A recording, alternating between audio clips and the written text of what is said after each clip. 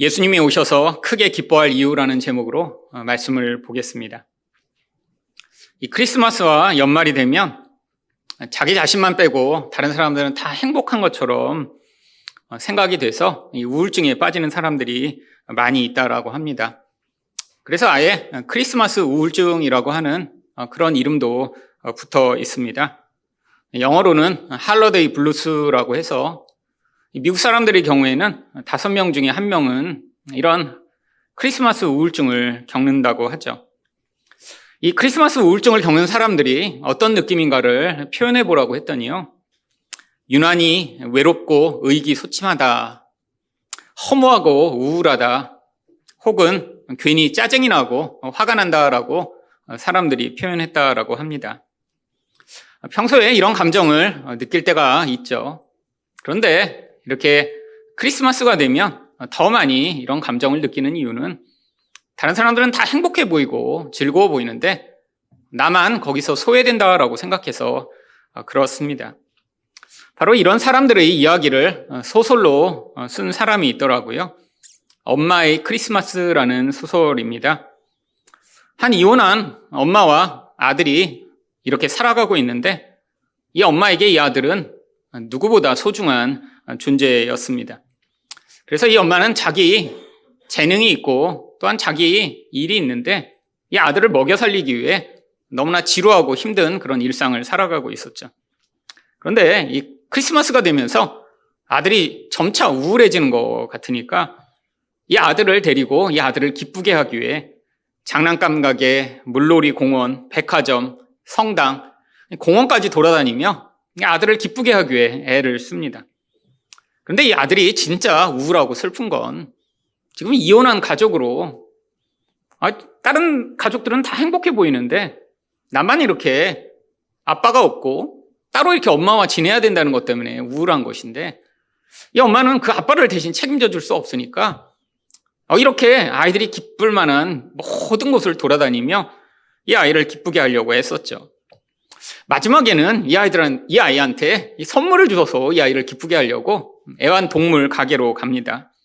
그래서 아담과 이브라고 하는 새 한 쌍을 사주고 집에 돌아오는데 아이가 그 순간에 하루 종일 참았던 그 우울함과 슬픔이 폭발합니다. 결국 집에 돌아와 침대에 몸을 던지며 울다가 엄마에게 소리를 지르죠. 이번 크리스마스처럼 우울하고 끔찍한 날은 자기 평생에 없을 거라고. 엄마는 나 때문에 자기 인생을 망치지 말고 자기 인생이나 잘 살라고 소리를 지르며 이 소설이 끝납니다. 그런데 이 소설의 마지막에 이런 구절이 있어요. 사진 속에는 지겨운 파티, 을시련스러운 쇼핑, 숨막히는 식사, 가족들의 다툼, 이혼의 징후, 일상의 권태 같은 것은 절대로 없다. 사진이야말로 전쟁을 치르지도 않고 승리를 거두는 거짓말이다.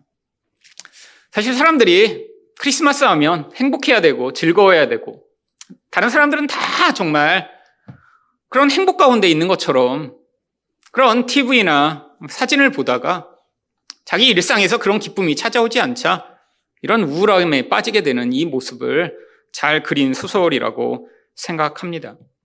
근데 왜 사람들이 이렇게 크리스마스에 더 기쁘고 싶은 것일까요? 일상에서는 이런 기쁨이 잘 없기 때문이죠. 우리 일상에서는 불편하고 우울하고 공허하고 불안하며 피곤함이 자주자주 경험되는 감정입니다. 사실 이런 즐거움, 이런 짜릿한 기쁨, 사실 크리스마스에라도 기대하지 않으면 우리 일상이 너무나 어둡고 너무나 불행한 것처럼 느껴져서 그날이라도 그런 기쁨을 누리고자 하는 이 사람들의 마음이요. 그런데 오늘 본문의 주인공들로 등장하는 이 목자들은 어쩌면 1년에 한 번 있는 이런 기쁨조차 잘 누릴 수 없는 그런 사람들이었을 것입니다. 오늘 본문 8절을 보시면 그 지역의 목자들이 밤에 밖에서 자기 양떼를 지키더니 이 목자라고 하면 굉장히 목가적이고 참 평화로운 것처럼 보이지만 사실 당시의 상황 속에서 이 목자들은 최고로 하층민으로 가장 힘든 일을 도맡아 하는 사람들이었습니다. 이 추위와 더위를 무릅쓰고 밖에서 생활해야 됐고요. 또 자기 양이 아니라 대부분은 부자들의 양떼를 대신 맡아 소작하는 소작농들이었습니다. 가장 가난하고 신분이 낮은 사람들이었기 때문에 결국 이런 힘든 일을 도맡아 하고 있었죠. 이들에게 이런 우리가 생각하는 그런 크리스마스 기쁨과 같은 그런 기쁨 같은 것은 존재하지 않았을 수 있습니다. 그런데 이렇게 전혀 기대할 것이 없는 이런 사람들에게 갑자기 놀라운 기적과 같은 일이 벌어집니다. 9절입니다. 주의 사자가 곁에 서고 주의 영광이 그들을 두루 비침에 크게 무서워하는지라. 여러분, 아니 여기 이렇게 교회 오래 다니시는 분들도 이렇게 인생 가운데 천사가 나타나는 경험을 할 수 있을까요? 아니 인간들 가운데 이렇게 천사를 직접 만나고 또한 하나님의 영광이 직접 비추는 경험을 하는 사람이 몇 명이나 될까요?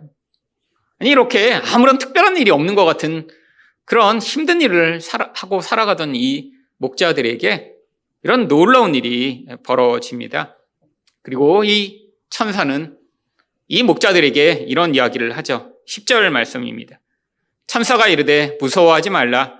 보라, 내가 온 백성에게 미칠 큰 기쁨의 좋은 소식을 너희에게 전하노라. 천사가 온 목적은 바로 이 큰 기쁨의 소식을 전하기 위한 것이었습니다. 도대체 이 기쁨의 소식이라는 것이 무엇일까요? 바로 예수님이 태어나셨다라고 하는 이 성탄의 이야기죠. 그렇다면 예수님이 오셔서 크게 기뻐할 이유가 무엇인가요? 첫 번째로 죄에서 구원받을 길이 열렸기 때문입니다. 11절 말씀입니다. 오늘 다윗의 동네에 너희를 위하여 구주가 나셨으니 곧 그리스도 주시니라. 이 다윗의 동네라고 하는 것은 구약 성경에서 계속해서 예언해 오던 앞으로 너희에게 내가 메시아를 보낼 것이다 라고 하는 그 예언이 성취된 것임을 보여줍니다. 바로 그렇게 성취된 바로 그분이 누구시냐면 구주라고 하는 것이죠. 이 구주가 무슨 의미인가요? 구원자라고 하는 뜻입니다. 근데 도대체 무엇으로의 구원이 이들에게 이렇게 큰 기쁨이 되는 것이죠? 많은 사람들은 자기 인생을 살며 구원자를 다 기대합니다. 어떤 구원자를 기대하나요? 지금 나의 삶을 이렇게 불행하고 어둡고 불편하고 지루하게 만드는 이 일상으로부터 무엇인가 아니면 어떤 사람이 나를 구원하여 지금과는 전혀 다른 인생을 살게 만들 것이라는 그런 기대를 하고 구원자를 기대하죠. 세상 사람들이 기대하는 구원자는 그래서 대부분 돈입니다. 많은 사람들이 그래서 로또를 사죠. 아니 수십 년간 로또를 사더라도 당첨이 되지 않는데 왜 로또를 사냐라고 하면 대부분이 이렇게 얘기합니다. 아니 내가 당첨될 거라는 그 기대로 일주일이 행복하다라고요. 제가 어려서 중학교 때 자주 문제집을 사러 가던 서점이 있었습니다. 근데 이제 올해 그 서점에서 계속 꾸준히 문제집을 사니까 아저씨가 저를 굉장히 이쁘게 여기셨어요. 저는 중학교 때 모든 과목 문제집을 서너 권씩 다 샀거든요. 소위 얘기하면 그 문제집 팔아줌으로 그 서점에 굉장한 매출을 올리는 아주 중요한 단골 고객이었죠. 그러니까 아저씨가 저를 이제 이쁘게 여기시면서 학생 내가 보여줄 게 있다고 그러더니 그 서점 바로 뒤에 이제 조그만 단칸방이 있는데 거기 한번 와보라는 거예요. 자기가 아주 신기한 거 보여주겠다고. 그래서 들어가 봤더니 벽에 이렇게 그 앨범 파일이 한 벽을 가득 채우고 있는 거예요. 가득. 근데 이게 뭔지 아냐고. 그래서 모르겠는데요. 뭘 모으셨어요? 그랬더니 한 권을 뽑아서 보였는데 주택복권이 시장된 날부터 모든 주택복권을 그때까지 한 장도 빼놓지 않고 다 모아놓으신 거예요. 수십 년간. 제가 중학생이었으니까 그게 80년대죠. 80년대. 그리고 그게 한 벽을 가득 채우는 앨범이 된 거예요. 앨범. 다 새 거죠. 넣어갖고. 보니까 한 번도 당첨이 안 되셨대요. 그래서 그렇게 몇십 년째 주택복권을 모으다가 근데 그 아저씨가 그러시더라고요. 이거 모으고 당첨될 것 같아서 그 기다리는 기쁨으로 자기가 모으고 있다고. 언젠가 될 것 같대요. 언젠가. 아마 지금도 로또 모으시고 계실 것 같아요. 여러분 그게 인생이죠. 그게 인생. 여러분 이런 헛된 소망. 내가 이렇게 당장 돈이 많아지면 이 모든 일상을 탈피해 행복해지겠다. 여러분 또 많은 사람들은 사람을 구세주로 기대합니다. 어떤 사람이요?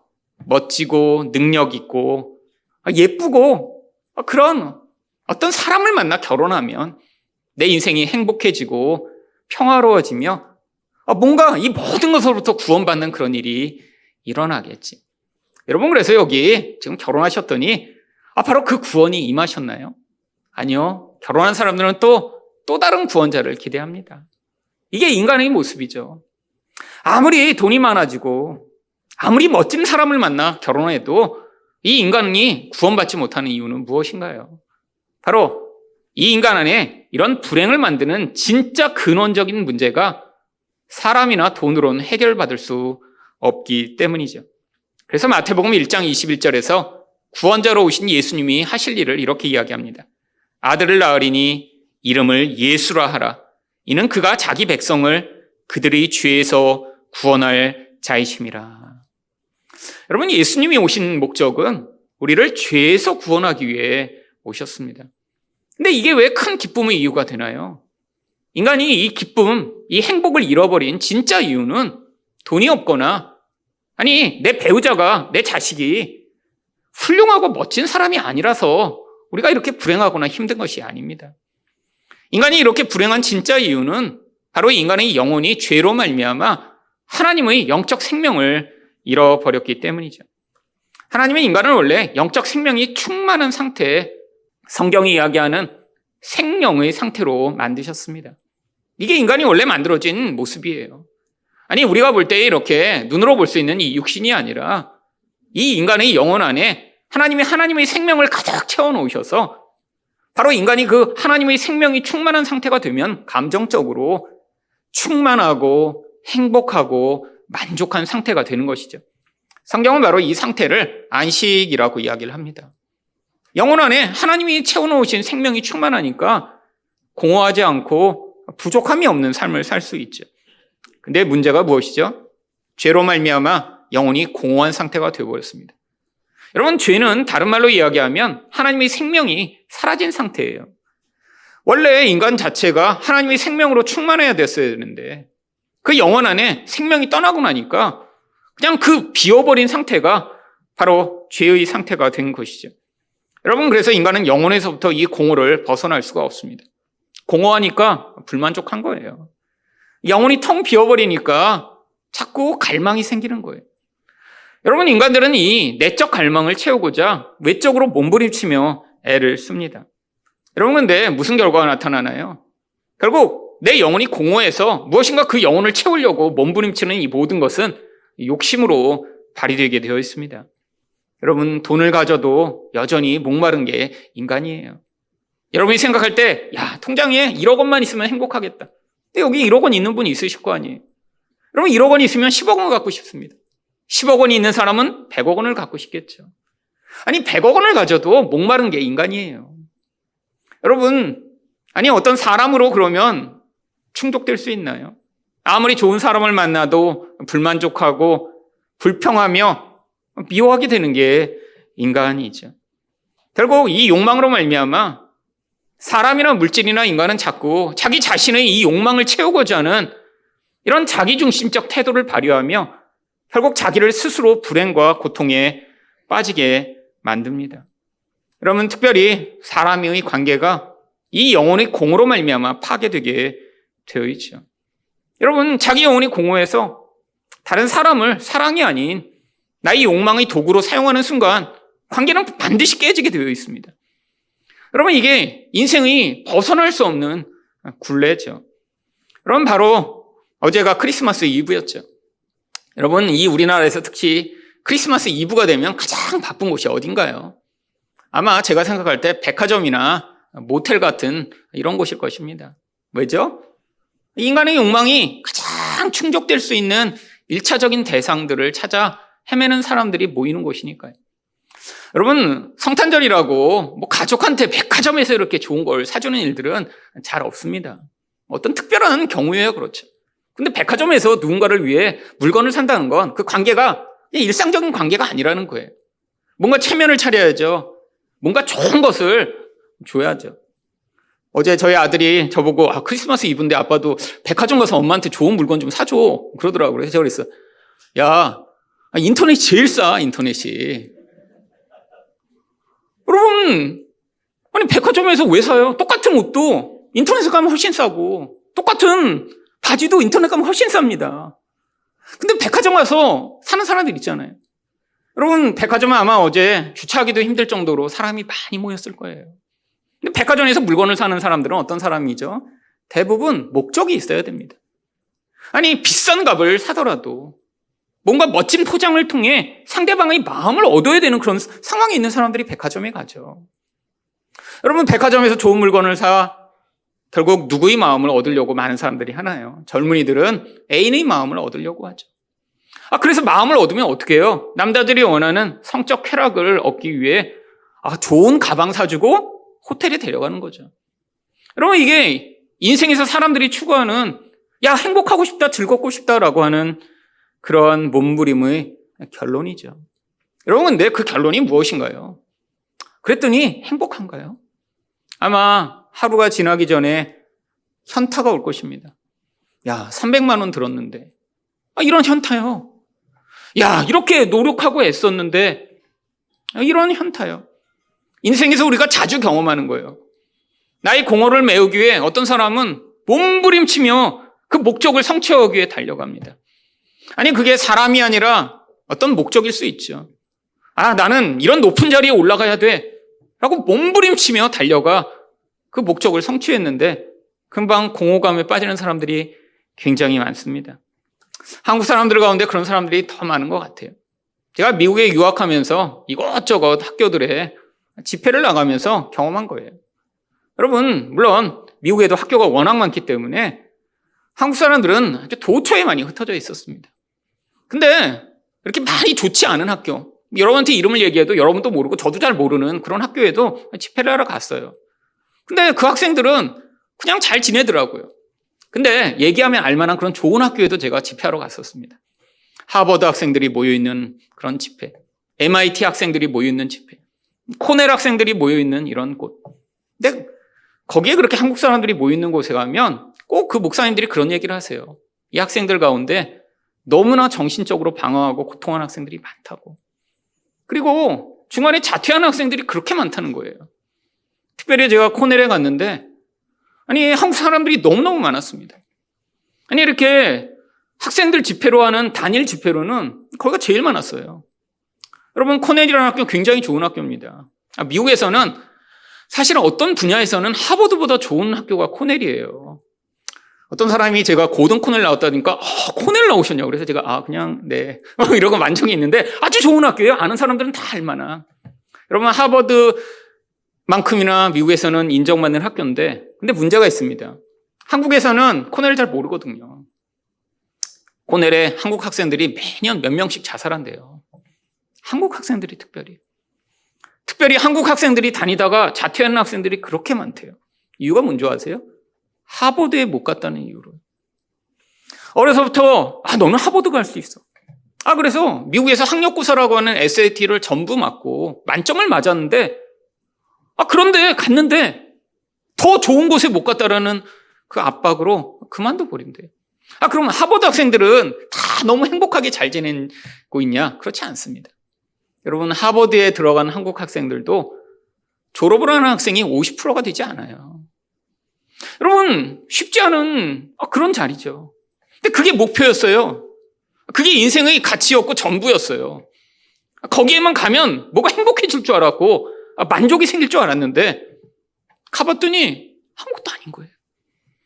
여러분, 이게 인생이 경험하는 자기의 그 열망을 채우고자 노력하는 인생의 결론입니다. 여러분, 죄가 해결되지 않으면 무엇을 얻어도 어떤 자리에서도 누가 결혼해도 인생은 절대로 행복할 수 없습니다. 하나님이 인간 자체를 예수 그리스도로 말미암아 하나님의 생명을 얻은 자만 행복할 수 있도록 만드셨는데 결국 인생에서 그 예수를 통하지 않고 다른 것으로 행복과 만족을 취하려고 하는 순간 그 인생은 더 깊은 공허와 더 깊은 어두운 가운데 빠지게 되어 있죠. 여러분, 인생 가운데 여러분이 이 기쁨을 누리지 못하고 계시다면 어쩌면 아직도 여러분이 영혼을 짓누르는 이 죄악에서 벗어나지 못하고 있는 줄 것입니다. 여러분, 죄악이 여러분이 누군가를 사기치고 도적질을 하는 것이 아니라 영혼 안에서 하나님의 생명이 결핍된 상태이기 때문에 여러분 영혼 안에 이 기쁨과 만족을 지금 누리고 있지 못하시다면 이 시간 하나님 제게 찾아오셔서 하나님의 생명으로 충만함으로 이 기쁨을 맛볼 수 있도록 은혜를 베풀어 달라고 간구하는 여러분 되시기를 축원드립니다. 두 번째로 예수님이 오셔서 크게 기뻐할 이유는 무엇인가요? 하나님의 백성들 가운데 평화가 임했기 때문입니다. 13절과 14절 말씀입니다. 호련히 수많은 천군이 그 천사들과 함께 하나님을 찬송하여 이르되 지극히 높은 곳에서는 하나님께 영광이요 땅에서는 하나님이 기뻐하신 사람들 중에 평화로다 하니라. 이제 이 좋은 소식을 전한 천사들이 찬양을 시작합니다. 우리 다 잘 아는 것이죠. 하나님께는 영광이요 땅에는 평화로다. 근데 도대체 무슨 의미인가요? 여러분 이 영광이라고 하는 것은 이제 세상 가운데 하나님의 본체와 본질이신 예수님이 나타남으로 하나님이 드러나셨다라고 하는 것을 선포하는 것이죠. 히브리서 1장 3절은 예수님이 누구시라고 이야기하나요? 이는 하나님의 영광의 광채시요 그 본체의 형상이시라. 여러분 하나님은 눈으로 볼 수 없는 분이십니다. 근데 그 하나님이 나타나셨어요. 이제 온 세상 가운데 그 하나님이 누구신지 드러나셔서 이게 바로 하나님의 영광이 된 것이죠. 그렇다면 평화라는 것은 무엇인가요? 바로 이 온 세상의 무질서가 바로 다스림을 받게 된 질서 있는 상태가 평화입니다. 여러분 창세기에서는 바로 죄가 만들어낸 이 세상의 모습을 1장 2절에서 이렇게 표현합니다. 땅이 혼돈하고 공허하며 흑암이 깊음 위에 있고, 이게 바로 죄로 말미암는 결과를 보여주는 그림이죠. 여러분 혼돈하다는 것이 바로 질서가 깨어진 상태라고 하는 것입니다. 다른 말로 얘기하면 무질서한이라고 하는 의미죠. 공허라는 것은 내용이 텅 비어버린 상태를 공허라고 이야기를 합니다. 근데 왜 흑암이 깊음 위에 있다고 이야기를 할까요? 이 흑암이 바로 죄의 영향력을 이야기하는 것이죠. 죄가 이렇게 강력하게 영향을 미치면 하나님의 생명은 떠나 공허하며 질서가 다 깨어져 버린 무질서한 상태가 된다라고 하는 것이죠. 여러분 무슨 무질서를 이야기하는 것인가요? 하나님이 우리에게 요구하시는 질서는 바로 모든 관계에서의 질서를 이야기합니다. 여러분 하나님과 인간은 어떤 질서를 가지고 살아야죠? 하나님을 온전히 우리가 의지하고 하나님만을 사랑하는 질서를 요구하시죠. 여러분 근데 죄가 무엇인가요? 하나님을 하나님으로 인정하지 않는 거예요. 내가 하나님처럼 되고자 하는 그 순간 질서가 깨어져 버린 것이죠. 여러분 이 질서가 깨어진 상태가 혼돈한 것입니다. 또한 다른 사람과의 관계에서는 영혼이 공허하니까 다른 사람을 내 욕망을 위한 대상으로 삼는 것, 이게 무질서한 상태죠. 근데 자기 자신과도 관계가 깨어진 사람들이 있어요. 영혼이 공허하니까 자기 자신의 욕망을 통제하지 못합니다. 자기의 분노를 통제하지 못합니다. 말을 통제하지 못해요. 그래서 인생 가운데 얼마나 많은 문제를 경험하나요? 결국 이 질서가 깨어진 상태가 불행의 원인입니다. 이게 평화가 없는 상태죠. 여러분 자기 안에서 자기 욕망이 자기를 사로잡아 하지 말아야 될 일을 계속하며 끊임없이 분노하며 끊임없이 통제하지 못한 상태로 살고 있다고 생각해 보세요. 다른 사람과의 관계 가운데 이 자기 욕망으로 말미암아 내가 원하는 것이 이루어지지 않으면 다른 사람을 파괴하고 다른 사람을 비난하고 공격하고 있다고 생각해 보세요. 하나님과의 관계에서도 하나님을 하나님으로 높이고 경배해야 되는데 우리 하나님을 늘 나의 욕망을 채워주는 우상으로 바라보고 살고 있다고 생각해 보세요. 여러분 결국 이게 인간의 불행의 원인입니다. 이게 고통의 원인이죠. 내가 원하는 것이 주어지지 않으니까 늘 불만족하고 하나님을 향해서도 이미 베풀어 주신 은혜와 긍휼을 감사하고 찬양하는 것이 아니라 왜 하나님 이거 안 주세요? 왜 하나님 저거 안 주세요? 하나님을 빚쟁이로 만들고 살아가고 주변 모든 사람들은 내가 원하는 것을 채워주지 않는 그런 나쁜 사람으로 여기니까 자꾸 남편을 봐도 아내를 봐도 자식을 봐도 자꾸 불만족이 싹트고 비난하게 되고 분노하는 삶을 살고 있다고 생각해 보세요. 여러분 이 내면 안에 그 결과로 벌어지는 결과가 무엇인가요? 불행, 고통, 두려움, 분노, 원망. 여러분, 영혼 안에서 이것들이 튀어나오게 되면 결국 이게 평화가 없는 상태입니다. 여러분, 이 고통으로 얼마나 많은 사람들이 고통하고 있나요? 여러분, 한국이 정말 옛날보다 잘 살게 되었죠. 제가 어렸을 때만 해도 정말 이렇게 잘 사는 나라가 될 거라고 꿈도 못 꿨습니다. 정말 제가 어렸을 때는 돈이 없어서 겨울에도 얇은 봄잠바 입고 다니는 그런 친구들이 있었어요. 학교에 급식비 내지 못해서 정말로 밖에 나가서 물 먹고 오는 아이들도 있었어요. 아니, 잘 사는 아이라고 해봤자 겨우 정말 우리가 생각하는 그런 지금은 이런 잘 사는 정도가 아니라 그냥 밥 먹고 사는 정도였죠. 뭐 지금처럼 원하면 해외여행 가고 명품 브랜드를 입고 자기 원하는 그런 멋진 삶을 사는 사람들이 어디 있나요? 여러분, 제가 어려서 기억납니다. 지나가면서 외제차 오늘 몇 개 보나 이거 세고 갔던 날도 있어요. 그래서 와, 오늘 벤츠 2번 봤다. 뭐 이런 거 서로 경기하는 거. 왜? 벤츠 보기가 정말 하늘의 별 따기니까요. 아마 요즘 그런 놀이 하라고 그러면 세지 못하실걸요? 모두 다 좋은 차를 타잖아요. 그래서 이 세상이 천국이 되었나요? 아니요. 여러분, 한국에 매년 정신적으로 문제가 생겨 정신과를 다니는 사람들이 인구의 10%가 넘습니다. 500만 명 정도가 약을 먹지 않으면 살지 못하는 우울함과 불안함과 공황장애에 시달리게 되죠. 여러분, 그뿐인가요? 너무나 많은 사람들이 행복하지 않고 불행한 이 세상. 이게 바로 평화가 없는 거예요. 여러분, 마음이 불안하고 마음이 두려움에 사로잡힌 사람한테 가장 열망하는 게 무엇일까요? 바로 이 평화입니다. 여러분, 근데 이 평화는 그냥 주어지는 게 아니에요. 바로 우리 예수님이 오셔서 우리 마음을 다스리실 때만 평화가 주어집니다. 우리 마음에는 결국 내가 하나님처럼 되고 싶은 이 무서운 자기 통제, 자기 열망이 자리 잡고 있기 때문에 결국 이 예수님의 다스리심을 우리가 받아들이지 못하면 절대로 우리 마음이 평화를 얻을 수 없죠. 여러분, 그래서 평화가 어떻게 주어지는지 이사야 9장 6절은 이렇게 이야기합니다.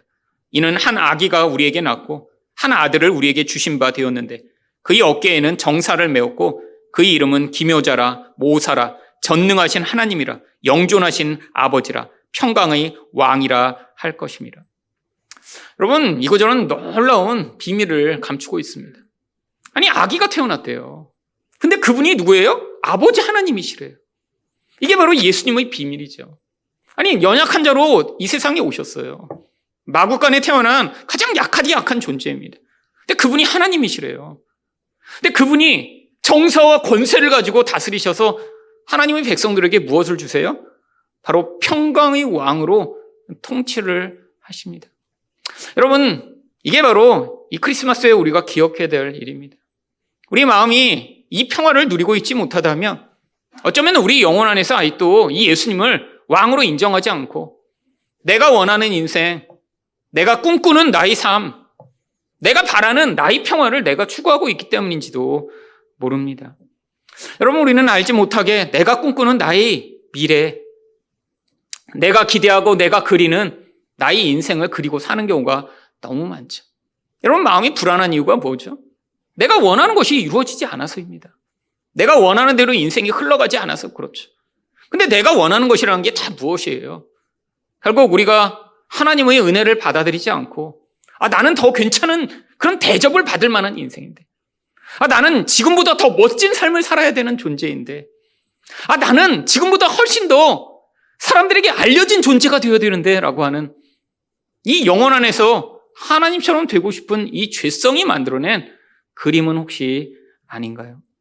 결국 우리 마음 가운데 내가 원하는 나의 인생이 아니라 바로 하나님이 우리 인생 가운데 베풀어 주신 그 놀라운 은혜를 받아들임으로 말미암아 예수님이 나의 인생의 주인이 되시고 왕이 되셔서 통치하시도록 인생을 내어드릴 때 이 불안과 이 평화 없는 인생으로부터 이 온전한 평화를 누릴 수 있게 되는 것입니다. 여러분, 예수님은 아기로 오신 분이시지만 우리를 통치하시고 다스리셔서 이 영혼의 공허를 생명으로 채워주시고 이 영혼 가운데 온전한 통치를 이루심으로 우리에게 평화를 주실 수 있는 유일한 하나님이 되십니다.